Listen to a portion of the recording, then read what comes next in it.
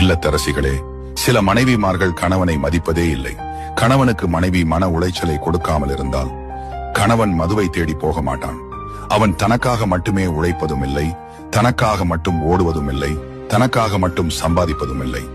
அனைத்தும் அவனுக்காக மட்டுமே இல்லை என்று தெரிந்தும் இந்த உலகத்தில் ஓடிக்கொண்டிருக்கும் ஒரே ஜீவன் கணவன்மார்கள் மட்டுமே. ஆனால் அவனை புரிந்து கொள்ளாத மனைவிகளே இந்த உலகத்திலேயே ஏராளம். கணவன்களை சிரிக்க வைக்கும் மனைவிமார்கள் கிடைத்துவிட்டால் கணவன் ஒருபோதும் கோவிலுக்கு செல்ல மாட்டான். மனைவிகளே, நீங்கள் தெய்வமாக மாறுங்கள். நீங்கள் சிரித்தால் தான் அவன் சிரிப்பான். உன் அன்பே அவனுக்கு கோவில், உன் வார்த்தைகள் தான் அவனுக்கு வழிகாட்டு விளக்கு. மனைவிகள் தெய்வமாக மாறினால் இந்த உலகம் ஒரு சொர்க்கம்தான்.